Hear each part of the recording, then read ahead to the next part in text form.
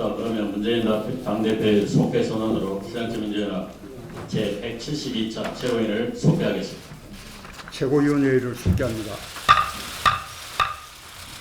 문재인 당대표의 발언이 있겠습니다. 박근혜 대통령의 국회 무시와 여당 통제 그리고 야당 협박이 도를 넘고 있습니다.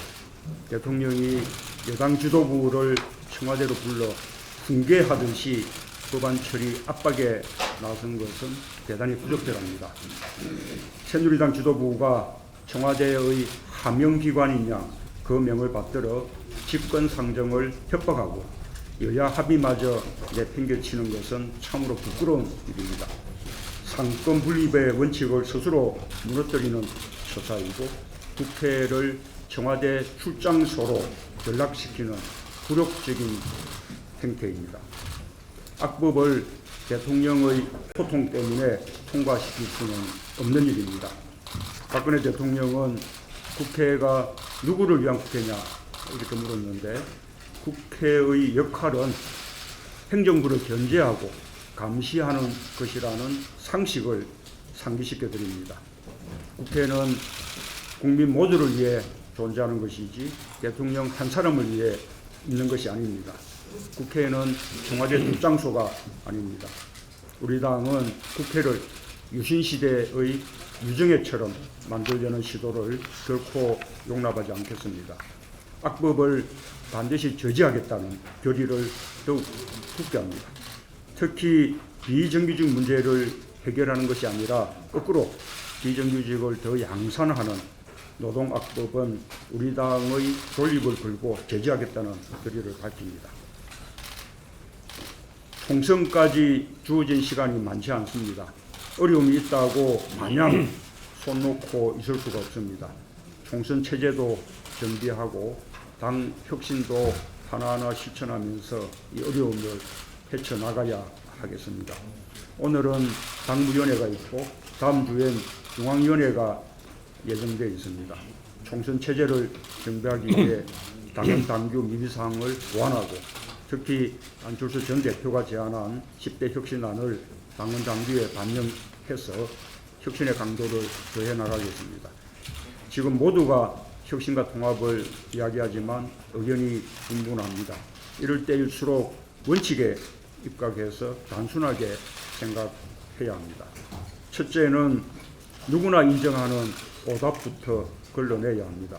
대립과 분열을 부추기는 방식은 정답이 아닙니다. 탈당과 분당, 혁신의 무력화는 그 어떤 명분에도 불구하고 정답이 될 수 없습니다. 둘째는 누구나 인정하는 기준에서 출발해야 합니다. 우리의 기준은 오직 국민과 당원의 뜻입니다. 그것은 더 혁신하고 더 단합해서 내년 총선에서 승리하라. 정부의 불통과 독선을 막아달라는 것입니다. 우리의 선택과 결단은 오직 국민과 당원의 뜻에 충실해야 합니다. 셋째는 민주적 절차와 결정이 존중돼야 합니다. 누구나 자유롭게 자신의 주장을 할 수 있지만 한번 결정하면 자신의 뜻과 다르더라도 따라야 합니다. 당의 공식 체계를 존중하는 것이 선당 수사의 정신이며 민주주의의 출발입니다. 민주주의는 우리가 새누리당과 다른 가장 결정적인 차이라고 믿습니다. 저는 60년 전통의 민주정당인 우리 당의 저력을 믿습니다.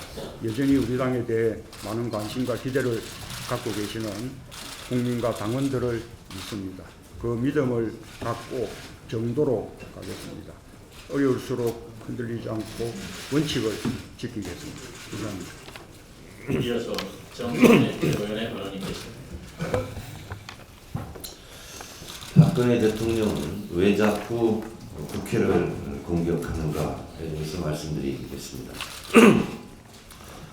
박근혜 대통령은 여당 지도부를 청와대에 불러서 이 국회가 도대체 누구를 위한 국회입니까? 라는 발언을 했습니다. 이 질문에 박근혜 대통령에게 되묻습니다. 박근혜 대통령이야말로 국회를 자신의 거수기로 여기는 것은 아닌지, 국회는 대통령을 위한 기관입니까? 아니면 국민을 위한 기관입니까? 대한민국은 삼권 분립의 국가이고 국회는 행정부를 감시하고 견제하는 역할을 충실히 합니다. 대한민국 헌법 40조에는 입법권은 국회에 속한다라고 못 받고 있습니다. 정부의 요구로 국회에 넘어온 법은 항상 여야 간의 타협과 설득에 의해 통과되기도 하고 또 통과되지 못하기도 합니다. 이것은 너무나 자연스러운 일입니다. 이것이 국회의 기능이고 권능입니다. 쟁점 사안에 대해 찬반이 나뉘고 토론의 과정을 거쳐 타협하고 설득하는 일은 세계 어느 국가나 비슷한 일입니다. 그러나 박근혜 대통령은 마치 본인의 관심사항이 있는 법안을 처리되지 못하면 마치 국회가 일을 하지 않는 것처럼 국회를 모독하고 있습니다. 이것은 국민의 대표기관인 국민을 모독하는 일의 다름 아닙니다. 끔찍했던 세월호 참사 때는 단 한 명의 생명을 구하지도 못하고 해경 탓을 하며 해경을 해체했고, 메르스라는 나라에 역병이 들 때는 현장 탓을 하며 삼성서울병원이 방역관리소홀로 인해 메르스 사태가 확산됐다고 책임을 돌리더니 나라에 심각한 가뭄이 들었는데 마른 논에 직사로 물이나 뿌리고 논이나 방치고 이제는 쟁점 법안에 대해 시한내 처리만을 강요하며 야당 탓만 하고 있습니다. 박근혜 대통령은 지금 국회에서 발목을 잡기 때문에 본인이 일을 할 수 없다는 식의 프레임 전쟁을 선포한 것입니다. 이후 총선 과정에서 친정체제를 구축하려는 속셈으로 보입니다. 퇴임 이후 수렴청정을 하겠다는 것인지 묻지 않을 수 없습니다. 정권은 짧고 국민은 영원하다는 것을 명심해야 합니다. 우리 당은 가계부채 특별위원회를 구성했습니다.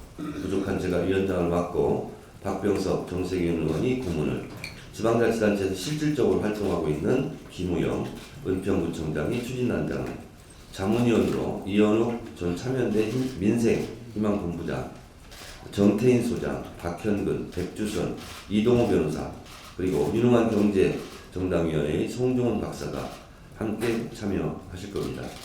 주빌리은행의 이재명 경남시장 유종일 공동은행장과 재임경 상임이사와도 업무협조를 다각도로 해나갈 것입니다.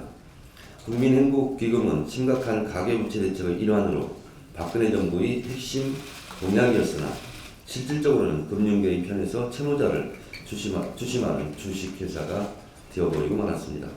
채무자들을 실질적으로 살리고 경제활동을 할 수 있는 우리 당의 대책을 세우기에 가계부채 특위가 구성되었고 열심히 노력하도록 하겠습니다.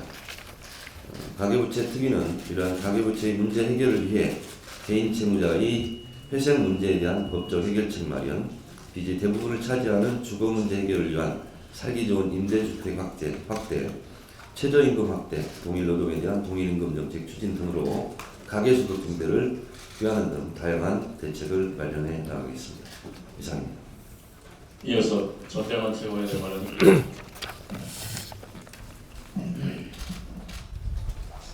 박근혜 대통령이 국무회의 석상에서 또다시 야당 탓을 꺼내들며 국정 실패의 책임을 야당에게 떠넘기고 있습니다. 이제 남 탓도 정도껏 하기를 제발 당부합니다. 경제정책 실패로 가계부채 대란, 전월세 대란, 청년실업 대란 등 3대 민생 대란을 자초하고 메르스 대책 부실로 내수 침체를 불러와 놓고 정부와 청와대가 받아야 할 비판을 정치 불신과 반정치 정서에 기대서 여의도로 떠넘기려고 하는 것은 참으로 무책임한 발언이고 책임 호도 발언입니다. 전형적인 국정 실패 물타기입니다. 여의도를 방패 삼아 국정 실패를 가리려는 방패 정치는 이제 그만하기 바랍니다. 박 대통령이 그토록 주장한 경제활성화법 30개 중 이미 25개가 통과되었습니다. 5개 법안 때문에 경제가 파탄난다고 야당을 겁박하는 박 대통령이나 그 앞에 불려가서 제대로 말도 못하고 불이 나게 이 12월 임시국회 소집 요구서를 제출한 여당 대표나 참으로 참담하고 부끄러운 모습들입니다. 국정의 책임자는 누가 뭐래도 대통령입니다. 더 이상 야당에게 부당한 책임 전가와 강압적 압박을 중단할 것을 요구합니다. 여의도 정치는 여의도에 맡기고 대통령이야말로 진정 국민의 목소리를 들어야 할 때임을 다시 한번 충원합니다. 강남구청이 불법 댓글 부대를 통해서 서울시와 박원순 시장에 대한 악의적인 비난, 비방 댓글을 작성했다는 사실이 드러났습니다. 더욱 기가 막힌 것은 공무원들이 단 불법 댓글이 국민의 뜻이라고 주장하는 새누리당 구청장입니다. 시민들은 외면한 채 사사건건 서울시와 박원순 서울시장 흠집내기에만 올인하는 새누리당 행태가 이제는 말단 행정기관에 마저 불법 댓글 부대를 만들게 된 것입니다. 결국 새누리당이 만들어낸 새누리당 정권의 원초적인 원죄였던 댓글 공작이 마침내는 말단 구청에까지 독버섯처럼 전염시켜 버린 꼴입니다. 공무원들이 집단적이고 조직적으로 불법 댓글을 달았고 이를 구청장이 지시했다면 이것은 또 하나의 불법 정치 개입 사건입니다. 검찰의 엄중한 수사가 필요합니다. 엄중한 수사에 나설 것을 강력하게 촉구합니다. 정부와 여당이 교육용 전기요금 지원 정책을 발표했습니다. 교육용 전기요금 지원 정책이 이것이 실효성 있는 정도라면 참 칭찬받을 일입니다. 우리도 이미 그와 같은 정책을 당론화하고 있습니다. 한여름과 한겨울 단 4달 제한으로 그러나 기존 4% 할인을 15%로 올린 데 불과합니다. 전국 12,000개 학교에 대한 연간 지원액이 기존 169억 원에서 203억 원으로 고작 34억 원이 증가할 뿐입니다. 34억 원을 12,000개로 나눠보십시오. 얼마나 실효성 있는 이게 대책이 될 수 있는 것인지. 이런 것이야말로 전형적인 총선용 생색내기용 가짜 민생정책이고 사실상 사기성 정책입니다. 저는 이미 교육용 전기요금을 산업용 전기요금의 70% 수준에서 결정토록 하는 전기사업법 개정안을 대표 발의한 바 있습니다. 그리고 원내대표 시절에도 이 법안을 추진한 바 있습니다. 그러나 원가 부족 등 한전의 경영난을 이유로 정부가 반대해서 이제까지 실현되지 못하고 있고 상임에 계류되고 있습니다. 그러나 올해 한전은 2천억 원에 달하는 흑자를 보고 있습니다. 한전의 주가는 국내 증시 상장 이후 16년 만에 역대 최고가를 기록했습니다. 한전의 경영 실적이 최고조에 달한 지금이 그 수익을 우리 아이들의 교육에게 환원해야 할 최적의 시점이라고 생각합니다. 대한민국의 미래 일꾼을 길러내는 것이야말로 가장 중요한 산업입니다. 따라서 교육용 전기요금을 산업용 전기요금과 같은 수준의 일반 가정용의 70% 수준으로 인하할 것을 강력하게 촉구합니다.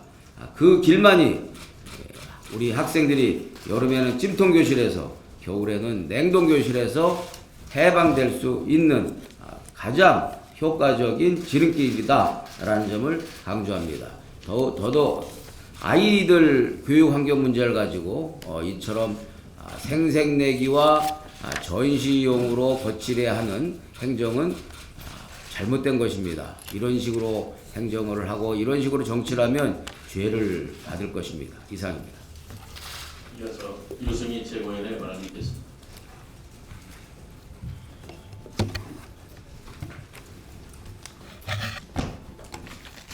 박근혜 대통령의 불통 수준이 더 심각해지고 있습니다. 지난 월요일 박근혜 대통령이 새누리당 지도부를 만나서 노동보법을 통과 못 시키면 총선 때 뭐라고 호소할 것이냐라고 하면서 윽박지른 데 이어서 어제는 국무회의에서 또다시 공개적으로 야당을 비난하고 나섰습니다. 대통령께서는 야당을 파트너가 아니라 성명, 화목의 관계로 착각하고 있는 게 아닌가 의심스럽습니다. 또한 국회를 청와대의 하부 조직중으로 보고 있는 것 아닌가 묻고 싶습니다. 지금까지 야당이 박근혜표 경제활성화법, 박근혜표 노동계약법을 왜 반대하고 있는지 전혀 이해가 없고, 그 다음에 또 우리를 설득하려고 하는 자세도 전혀 없습니다. 지금 박근혜 정부가 지금 밀어붙이려고 하는 노동법을 통해서 청년 고용과 일자리를 창출한다는 정부의 주장은 사실과 전혀 다릅니다. 대기업이 710조 원 유보금을 곳간에 넣어둔 상태로 근로자들의 허리띠만 졸라매고 일자리를 나눈다고 15만 명이나 되는 청년 일자리가 증가되는 것은 아닙니다. 비정규직법도 2년에서 4년으로 시한을 늘리게 되면 당연히 비정규직이 증가되는 것은 인지상정인데 정부는 오히려 축소된다고 주장을 하고 있습니다. 박 대통령이 국무회의 발언에서 노무현 정부 때도 서비스 산업 발전법을 추진했는데 왜 야당이 반대하냐고 주장했는데, 당시에는 의료 민영화가 아니라 병원의 부대사업 분야만 허용하는 것이었습니다. 현 정부가 추진하는 환자 진료에 대한 상업 행위를 허용하는 것이 아닙니다. 어제 발언한 내용 테러 방지법 역시 국정원의 권한 남용과 인권 침해 우려가 있기 때문에 우리 당에서 반대하고 있는 것입니다. 많은 국민이 우려하고 있는 노동계약 등에 대해서 노사정 합의 사항까지 정부가 위반하면서 무조건 수용하라고 하는 요구는 정말 받아들이기 어렵고 뻔뻔스럽기조차 합니다. 비정규직을 양산하고 일자리 질을 떨어뜨리는데 우리는 동참할 수가 없습니다. 박근혜 대통령은 국회 탓, 야당 탓, 이제 그만 중단하고 현재 한국의 위기가 경제 민주화 공약을 뒤집고 국민의 뜻을 어긴 정부 여당에 있다는 기책사유가 어디 있는지 그 사실을 직시하시기 바랍니다. 귀를 열고 국민과 야당, 노동계, 시민사회계의 목소리에 귀를 기울이기 바랍니다. 최근 인터넷 신문 등록 강화 시행령이 통과되고 방송통신심의회의 제3자가 삭제 요청할 수 있는 명예훼손 규칙 개정안이 오는 10일 전체 회의에서 의결을 앞두고 있습니다. 방송통신위원회의 방송평가에서 공정성, 객관성 항목이 2배로 강화되는 규칙 개정안이 의견 수렴을 마친 상태로 있고, 언론중재법을 개정해서 언론중재위에 뉴스 삭제 기능을 부여하려는 등 최근 이루어지고 있는 박근혜 정부의 여론 통제 정책이 더 강화되고 분모해지고 있습니다. 표현의 자유와 언론의 자유 없이 어떻게 민주주의 발전이 가능하겠습니까? 오늘 2시에 표현의 자유 특별위원회 주최로 박근혜 정부의 여론 통제 어떻게 이루어지고 있나 토론회가 진행될 예정입니다. 지금 그 당의 분열이 통전등화로 있습니다. 이런 상황에서 최고위원으로서 정말 아무런 역할도 못하고 있는 이런 상황에 대해서 우선 당원과 국민께 면목이 없습니다. 지금의 국면은 바로 통합이 혁신입니다. 혁신이 통합입니다. 당의 분열을 눈앞에 두고 누구 탓을 해서는 안 됩니다. 안 된다고 생각합니다. 지금 이런 분열되는 그 국면에서 어느 한편에 서서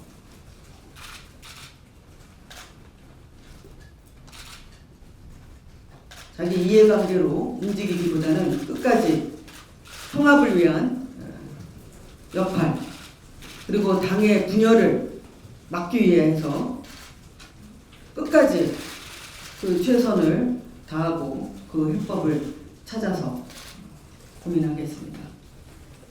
감사합니다. 이어서 추미애 최고위원의 발언이겠습니다.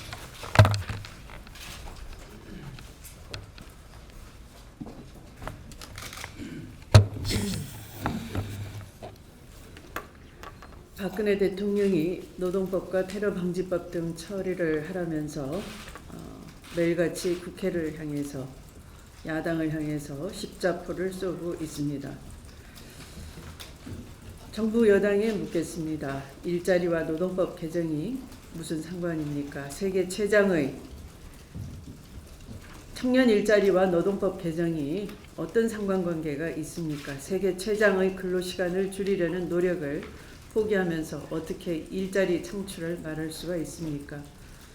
왜 넘쳐나는 공공기관의 비정규직은 정규직화하지 않은 채로 장거래에게 기약 없이 2년 더 비정규직 인생을 살아가라고 내모는 것입니까?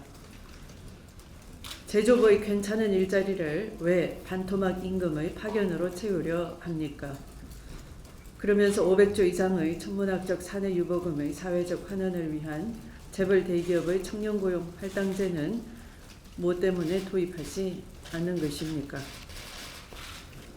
노동법은 1,800만 근로자와 그 가족에게는 심대한 영향을 미치는 중요한 법입니다. 특히 비정규직 보호법은 IMF 이후 우리 사회의 가장 심각한 문제인 양극화와 차별 해소를 위해서 노사 및 여야가 수년간 대화와 논의를 거쳐 어렵게 합의했던 법입니다.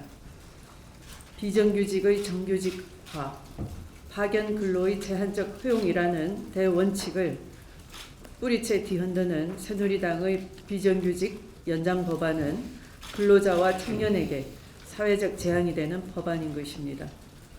정부 여당대로 한다면 비정규직 세상, 불법 파견 천국을 만드는 것이 되는 것이고 이런 무책임한 질주는 당장 중단되어야 할 것입니다.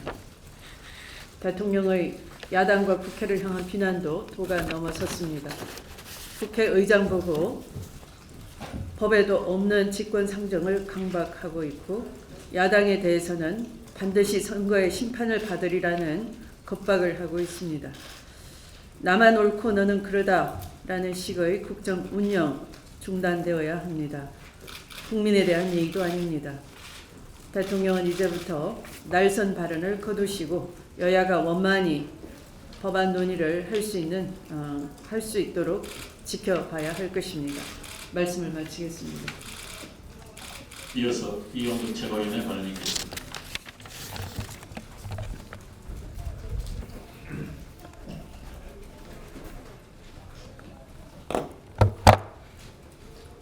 지금 많은 국민들이 걱정하고 있는 게 한국 사회의 현실입니다. 국회는 약해 빠져서 없고 오로지 대통령만 존재하는, 그리고 대통령은 대화는커녕 불통과 밀어붙이기, 이런 국가서에 대해서 많은 국민들이 걱정하고 있습니다.